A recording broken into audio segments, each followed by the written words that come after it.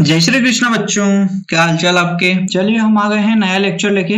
आज का लेक्चर होने वाला है प्रॉपर्टीज ऑफ एक्सरे, मतलब कि एक्सरे के हम आज गुण पढ़ने वाले हैं। कौन कौन से गुण होते हैं एक्सरे के अंदर। पिछला हमारा टॉपिक था एक्सरे की डिस्कवरी, अपन ने देखी थी, और सर विलियम कोनार्ड रोंटगन के बारे में हमने पढ़ा था।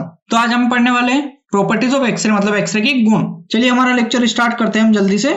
एक्सरे जो होती है वो इलेक्ट्रोमैग्नेटिक रेडिएशन होती है, जो हम पहले पढ़ चुके हैं। इलेक्ट्रोमैग्नेटिक रेडिएशन होती है, अगर ये किसी ने नहीं पढ़ा हो तो सेकंड नंबर का लेक्चर अच्छे से पढ़ लीजिए। बहुत सारी चीजें उससे रिलेटेड इसमें बताई गई हैं। जो एक्सरे की जो स्पीड होती है, एक्सरे जो एक जगह से दूसरी जगह तक ट्रेवल करता है, जब गमन करता है, तो उसकी जो स्पीड होती है वो लाइट की स्पीड के बराबर होती है। जो लाइट की स्पीड होती है और एक्सरे की स्पीड होती है वो दोनों बराबर होती है जब वो वैक्यूम के अंदर ट्रेवल करता है, गमन करता है। तो लाइट की स्पीड कितनी होती है? लाइट की स्पीड होती है हमारी 3 × 10⁸ मीटर पर सेकेंड। और एक्सरे की जो वेवलेंथ होती है, वेवलेंथ हम पहले पढ़ चुके हैं, वो भी सेकंड नंबर के लेक्चर में आप पढ़ सकते हैं। अभी मैं ऊपर से बता देता हूं। ये जो वेव जाती है, इसमें जो एजेस होते हैं दो, उनके बीच की जो डिस्टेंस होती है, ये उसको बोलते हैं वेवलेंथ। जो वेवलेंथ होती है एक्सरे की वो बहुत ही ज्यादा कम होती है, वो होती है 0.1 से 0.5 एंगस्ट्रॉम। कितनी होती है? 0.1 से 0.5 एंगस्ट्रॉम इसकी वेवलेंथ होती है।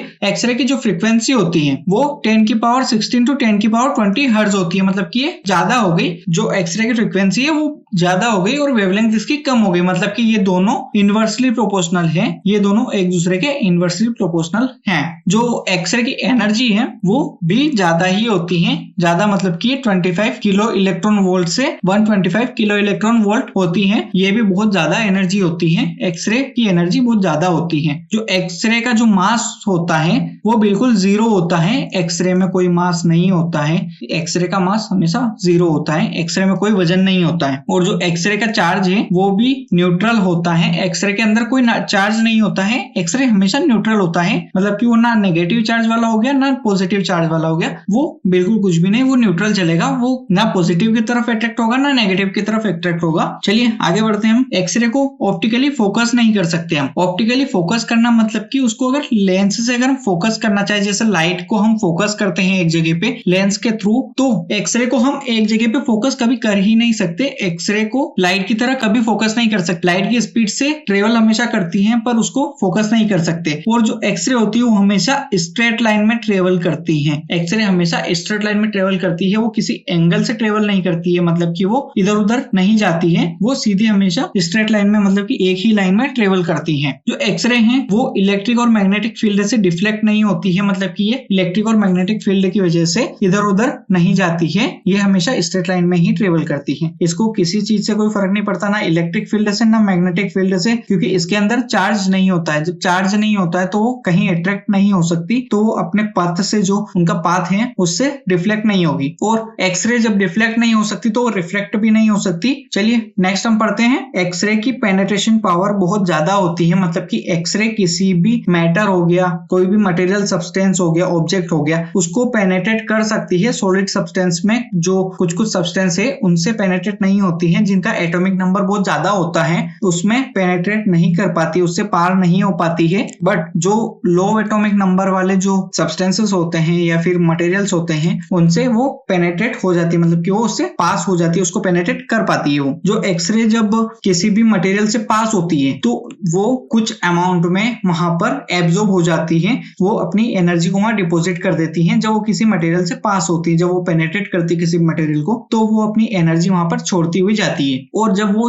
एनर्जी उसकी छोड़ती हुई जा रही है, जब वो वहां पर एब्जॉर्ब हो रही है एक्सरे, तो वो कुछ अमाउंट में वहां पे हीट लिबरेट करती है, मतलब कि वो वहां पे अपनी हीट छोड़ देती है। फिर हीट वहां प्रोड्यूस हो जाती है। वो कैसे होती है? जब एक्सरे किसी भी मटेरियल से पास होती है तो वहां पर वो आयोनाइजेशन पैदा करती है। वो जब वहां पर पास हो रही है तो वहां पे आयोनाइजेशन होगा, और आयोनाइजेशन की वजह से वहां पे कुछ ना कुछ वर्क हो रहा है। और जब वहां वर्क होगा तो उसकी वजह से वहां पे हीट प्रोड्यूस होगी। कोई भी मूविंग पार्टिकल होगा जिसके अंदर एनर्जी है, वो कुछ भी वर्क करता है, वहां पे कुछ भी होता है, तो वहां से हीट लिबरेट हमेशा होती है। तो अगर वो किसी भी मैटर के थ्रू पास होगी तो वहां पर वो कुछ अमाउंट में एब्जॉर्ब होगी, और जब वो वहां पर एब्जॉर्ब होगी तो वहां पर वो हीट लिबरेट करती है, मतलब कि हीट प्रोड्यूस करती है, हीट छोड़ देती है। और जब एक्सरे हवा में ट्रेवल करती हैं, जब वो एक जगह से दूसरी जगह तक जा रही हैं, तो जब हवा में गैस मॉलिक्यूल्स हैं तो वहां पर वो गैस मॉलिक्यूल के साथ आयोनाइजेशन पैदा करती हैं, आयोनाइजेशन प्रोड्यूस करती हैं और वहां पर वो आयोनाइजेशन पैदा करती हैं। जो एक्सरे हैं वो कुछ क्रिस्टल्स जो होते हैं वहां पर फ्लोरोसेंस पैदा करती हैं, मतलब कि वहां पर कुछ फ्लोरोसेंस होता है, वो क्रिस्टल्स जो होते हैं वो कुछ चमकते हैं, उनमें लाइट लगती है, लाइट प्रोड्यूस होती है। तो जो कुछ क्रिस्टल्स होते हैं, सारे क्रिस्टल्स की बात नहीं कर रहे हैं, कुछ क्रिस्टल्स जो होते हैं उसमें फ्लोरोसेंस प्रोड्यूस करती है।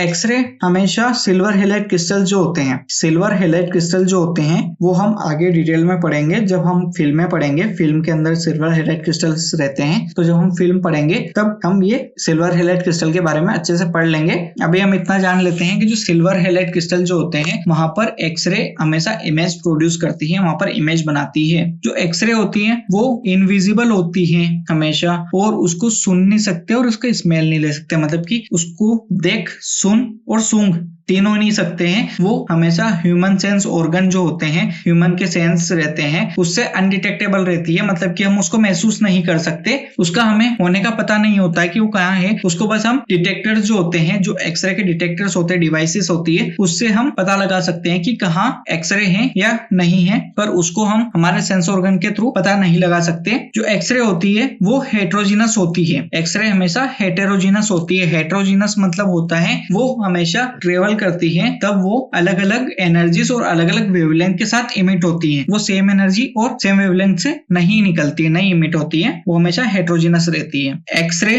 फोटो इलेक्ट्रिक इमिशन प्रोड्यूस करता है। फोटो इलेक्ट्रिक इमिशन भी बहुत बड़ा पार्ट हो गया है हमारे डायग्नोस्टिक रेडियोलॉजी का। फोटो इलेक्ट्रिक इमिशन को हम बाद में अच्छे से पढ़ेंगे, इसका पूरा एक लेक्चर बनेगा, बहुत अच्छा टॉपिक है, फिजिक्स का टॉपिक है ये, तो हम इसको थोड़ा बाद में पढ़ेंगे। पहले हम जो जनरल बातें हैं वो करेंगे, उसके बाद ये पढ़ लेंगे। तो अभी जनरली ये याद रखिए कि एक्सरे से फोटो इलेक्ट्रिक इमिशन प्रोड्यूस होता है। एक्सरे की जो फ्रीक्वेंसी होती है वो पेनिट्रेशन पावर जो होती है एक्सरे की, उसके डायरेक्टली प्रोपोर्शनल होती है, मतलब कि अगर फ्रीक्वेंसी बढ़ रही है, फ्रीक्वेंसी प्लस में जा रही है, तो पेनिट्रेशन पावर भी ज्यादा जाएगी, पेनिट्रेशन पावर भी उसकी बढ़ जाएगी, मतलब वो उसको ज्यादा पेनिट्रेट कर सकती है। और जो फ्रीक्वेंसी होती है एक्सरे की वो इनवर्सली प्रोपोर्शनल होती है वेवलेंथ के। जो एक्सरे की फ्रीक्वेंसी होती है वो इनवर्सली प्रोपोर्शनल होती है एक्सरे की वेवलेंथ के, मतलब कि अगर यहाँ पर फ्रीक्वेंसी बढ़ रही है तो वेवलेंथ कम होगी। जैसे कि हमारी एक्सरे की ही वेवलेंथ देखो, एक्सरे की फ्रीक्वेंसी बहुत ज्यादा है, एक्सरे की फ्रीक्वेंसी 10⁻16 to 10⁻20 हर्ट्ज है, ये बहुत ज्यादा फ्रीक्वेंसी हो गई, पर इसकी वेवलेंथ जो है वो बहुत कम है, 0.1 to 0.5 एंगस्ट्रॉम है, तो ये बहुत ज्यादा कम वेवलेंथ हो जाती है। तो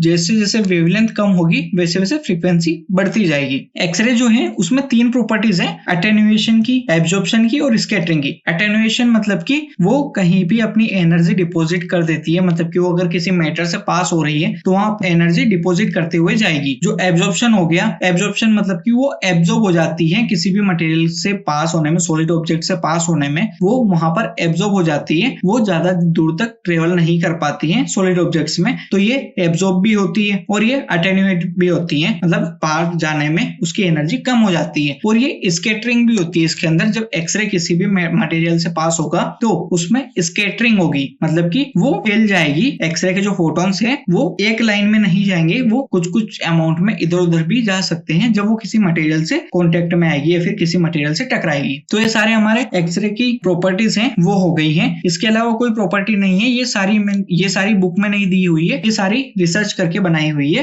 तो ये सारी आप पढ़ लीजिए। इसके अलावा कोई भी प्रॉपर्टी नहीं होती है, यही सारी प्रॉपर्टीज है, इनको आप अच्छे से पढ़ लीजिए। ये कॉम्पिटिटिव एग्जाम और जो कॉलेज लेवल की एग्जाम जो होती है उसमें सभी में ये क्वेश्चन पूछे जाते हैं, इनको आप अच्छे से ध्यान रखिए। वाइवा वगैरह में भी पूछे जा सकते हैं, तो इनको अच्छे से पढ़िए, ये बेसिक सा नॉलेज है। आपका बहुत बहुत धन्यवाद। अगर आपको कोई भी डाउट होते हैं तो आप मुझे इंस्टाग्राम पे, टेलीग्राम पे या फिर मेल पे कांटेक्ट कर सकते हैं। मैंने सारी आईडी यहाँ पे मेंशन की हुई है। अगर आपको वीडियोस अच्छी लगी हो, लाइक, कमेंट, शेयर करें और सब्सक्राइब करें।